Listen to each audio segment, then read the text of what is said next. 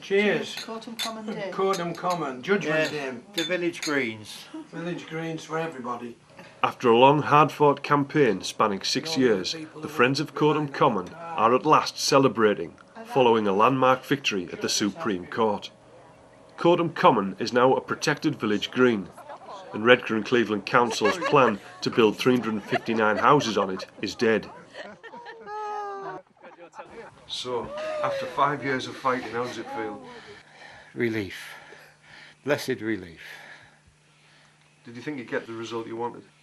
Well, we always knew the justification of getting it registered as a green. It was a question of whether the legal establishment agreed with us or not, and finally they have.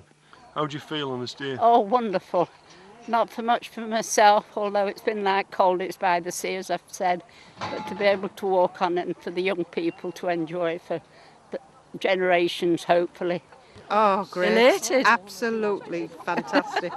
Yeah. After years and years, been round here since I've been 10 years old, it's such a relief to think that it's just going to carry on. There's an open space, it's beautiful.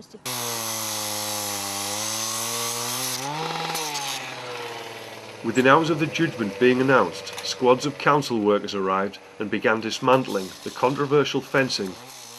It was about 3 years ago when they turned up to put the fence up, and that was the day I come out with a banner, with my tent, and started camping out on the land, just to prove to the council that, you know, the people of Redcar know this is common land.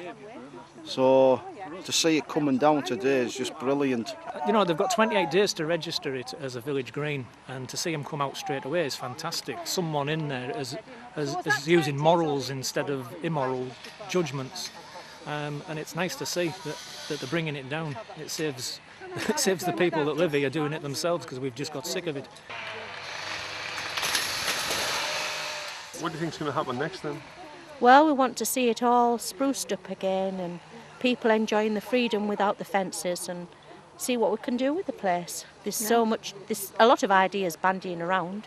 Hopefully we can build if on we them. all get together, work something out. I mean, I'd like to see it developed in a way that makes people being able to use it. Footpaths, proper footpaths being put in instead of mud tracks.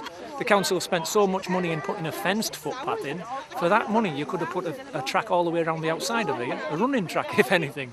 Hopefully for the council to tidy the area up ASAP, and then to enter into discussions with the residents of Coatham in particular and Redcar in general, with a view to improving the area so it is an attractive place for people to come and visit.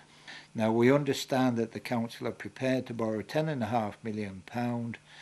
They have a £500,000 for the grant, which gives them a total of something like 11 million quid in my very rough maths, and that should be more than enough to build decent baths and also to refurbish the bowl. And we're not going to waste the champagne throwing it over everybody. We're going to drink it ourselves. Right.